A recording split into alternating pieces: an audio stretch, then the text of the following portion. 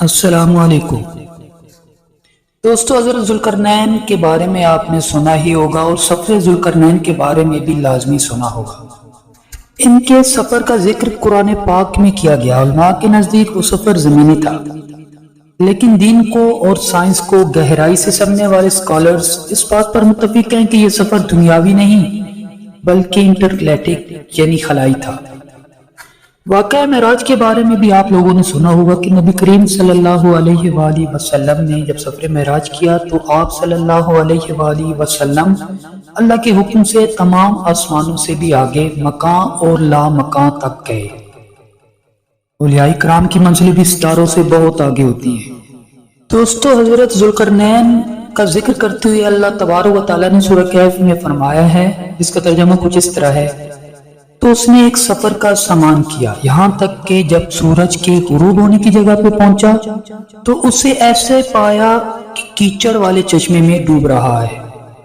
اس آیت کریمہ کو سامنے رکھ کے بتایا جاتا ہے کہ وہ بلیک سی کے کنارے پر پہنچے تھے جہاں سورج غروب ہوتا نظر آتا ہے، یعنی اس کے آگے کوئی آبادی نہیں تھی، اور دور سے ایسے ہی لگتا ہے جیسے سورج کسی کیچڑ میں غروب ہو رہا ہے۔ ناظرین کرام، آپ سب کو پتہ ہے کہ سورج جو غروب ہوتا ہمیں نظر آتا ہے وہ زمین کی روٹیشن کی وجہ سے ہے، یعنی کہ اصل میں سورج غروب نہیں ہو رہا ہوتا ادھر جدھر ہمیں نظر آتا ہے، لیکن اس آیت کریمہ میں بتایا گیا کہ سورج غروب ہوتا ہے وہ اس مقام تک پہنچے۔ اس مقام تک پہنچنے سے مراد یہی ہے کہ جہاں واقعی سورج یا ستارے غروب ہوتے ہیں۔ سورج بھی ایک ستارہ ہے، اور ستارے کدھر غروب ہوتے ہیں یا کدھر ضم ہوتے ہیں؟ بلیک ہول میں۔ بلیک ہول کی گریویٹیشنل پاور کی وجہ سے اس میں گر کر یا ڈوب کر ستارے ختم ہو جاتے ہیں، یعنی اس میں ضم ہو جاتے ہیں۔ بلیک ہول کی جو تصوراتی تصویر بنائی گئی ہے وہ ایسی ہی ہے جیسے کوئی کیچڑ والا چشمہ ہو۔ حضرت ذوالقرنین کسی بلیک ہول کے پاس والے پلینٹ پر پہنچے تھے جہاں کوئی اور قوم آباد تھی۔ ایک ترکش ویب سائٹ پر سفر ذوالقرنین کو تفصیل سے بیان کیا گیا۔ اس میں بتایا گیا کہ یہ سفر ہماری اسی گلیکسی یعنی ملکی وے میں کیا گیا۔ حضرت ذوالقرنین نے اللہ تعالیٰ کے حکم سے اس قوم کو حق کی دعوت دی اور پھر آگے روانہ ہو گئے۔ اللہ جل شانہ ایک اور جگہ فرماتا ہے: پھر اس نے ایک اور سمانے سفر کیا یہاں تک کہ سورج کے طلوع ہونے کے مقام تک پہنچا، تو دیکھا کہ وہ ایسے لوگوں پر طلوع ہوتا ہے جن کے لیے ہم نے سورج سے بچاؤ کی کوئی اوٹ نہیں بنائی۔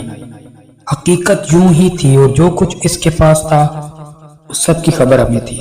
دوستو، اس آیت میں دھوپ سے بچاؤ کی اوٹ کے بارے میں جو بات کی گئی ہے اس کے اوپر ڈسکس بعد میں کرتے ہیں۔ پہلے ہم یہ دیکھتے ہیں کہ سورج کے طلوع ہونے کا مقام کون سا ہے۔ قرآن پاک کی ایک آیت میں لفظ سبابہ آیا ہے، جس کا مطلب صحابہ کرام یا تابعین نے نکالا ہے کہ آسمانی راستے۔ اس سے اگلی آیت میں ایک لفظ سدینی آیا ہے جس کا مطلب ہے رکاوٹ۔ عربی میں سدینی کا مطلب نیبیولا کے ہیں۔ نیبیولا خلا میں گیس اور دھوئیں کا ایسا بادل ہے جو ستاروں کے پھٹنے سے پیدا ہوتا ہے، اور اسی نیبیولا سے ہی ستارے پیدا بھی ہوتے ہیں، یعنی طلوع ہوتے ہیں۔ شاید یہ وہ مقام ہے جہاں سورج کے طلوع ہونے کا بتایا گیا ہے، اور حضرت ذوالقرنین نیبیولا کے پاس ہی کسی پلینٹ پہ گئے تھے۔ ابھی ہم اس آیت میں بتائی گئی دوسری نشانی کے بارے میں بات کرتے ہیں، یعنی کہ دھوپ سے بچاؤ کی اوٹ۔ دوستو، آپ سب کو معلوم ہے کہ زمین کے ایٹماسفیئر میں اللہ تعالیٰ نے اوزون کی تہہ بنائی ہے جو سورج سے آنے والی الٹرا وائلٹ شعاؤں کو روکتی ہے، یعنی زمین پر رہنے والوں کو سورج کی زہریلی شعاؤں سے بچاتی ہے۔ یعنی زمین والوں کے لیے دھوپ سے بچاؤ کے لیے اللہ تعالیٰ نے اوٹ رکھی ہے، اوزون کی تہہ۔ تو اس آیت کریمہ میں ایسے پلینٹ کا ذکر کیا گیا جس کے ایٹماسفیئر میں اوزون کی تہہ ہی نہیں تھی۔ اس پلینٹ کے باسیوں نے حضرت ذوالقرنین سے دھوپ سے بچنے کے لیے کسی اوٹ کے انتظام کرنے کا کہا۔ حضرت ذوالقرنین نے ان کی کیا مدد کی یہ اللہ بہتر جانتا ہے۔ اس کے بعد وہ ایک ایسے پلینٹ پر گئے جدھر کے باسیوں نے ان کو شکایت کی کہ ایک قوم ہمیں بہت تنگ کرتی ہے، فساد کرتی ہے، تباہی کرتی ہے، ہمیں اسے چھٹکارا دلا دیں۔ یہی تباہی لانے والی قوم یاجوج ماجوج ہی تھی۔ حضرت ذوالقرنین نے ان کو روکنے کے لیے اس راستے پر جہاں سے وہ آتے تھے لوہے اور دوسری دھاتوں کو مکس کر کے ایک دیوار بنا دی اور اس قوم کو ان سے محفوظ کر دیا۔ اب سوال یہ پیدا ہوتا ہے کہ اگر یاجوج ماجوج کسی اور پلانٹ پر قید ہیں تو اس دنیا پر کیسے حملہ آور ہوں گے؟ دوستو، یاجوج ماجوج جس پلانٹ پر قید ہیں اور بتایا جاتا ہے کہ دیوار کو چاٹ کر ختم کرنے کی کوشش کر رہے ہیں۔ چاٹنے سے مراد کہ وہ آہستہ آہستہ اسے توڑنے کی کوشش کر رہے ہیں، اور جب وہ آزاد ہو جائیں گے تو یقیناً ان کے پاس ایسی ٹیکنالوجی ہوگی کہ وہ دوسرے پلانٹس انکلوڈ ارتھ پر حملہ آور ہو جائیں گے، یا جس قوم کی وجہ سے انہیں قید کیا گیا ہے اس قوم پر حملہ آور ہو کر ان کی ٹیکنالوجی پر قبضہ کریں گے اور دوسرے پلانٹس پر حملہ آور ہوں گے۔ دوستو، اس پر ایک اور زاویہ سے بھی غور کیا جا سکتا ہے۔ آپ ان الفاظ پر غور کریں کہ حضرت ذوالقرنین نے لوہے اور دوسری دھاتوں سے دیوار بنا کر راستہ روک دیا، یعنی ان کے پاس لوہے اور دوسری دھاتوں سے بنی مشینری، ویپن اور ٹیکنالوجی تھی، اور حضرت ذوالقرنین نے درمیان میں دیوار یعنی رکاوٹ پیدا کر دی، یعنی ان تمام چیزوں تک ان کی رسائی روک دی۔ تب سے وہ یہ دیوار یعنی رکاوٹ ختم کرنے کی کوشش کر رہے ہیں، یعنی ٹیکنالوجی حاصل کرنے کی کوشش کر رہے ہیں۔ انٹلیکچوئل اسکالرز جو دین کو اور سائنس کو گہرائی تک سمجھتے ہیں وہ اس پر تحقیق کر رہے ہیں۔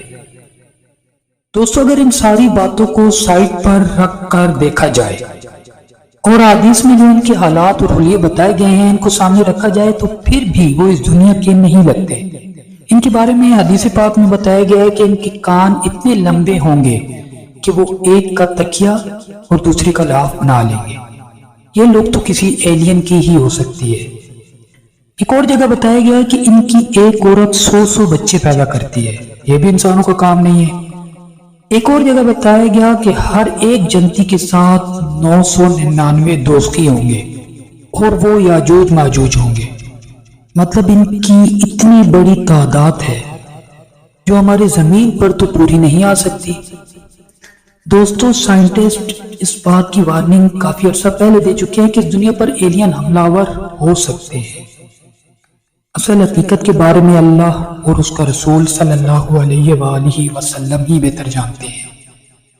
ملتے ہیں کسی نئی انفارمیٹیو ویڈیو کے ساتھ، تب تک اپنا خیال رکھیے گا۔ السلام علیکم۔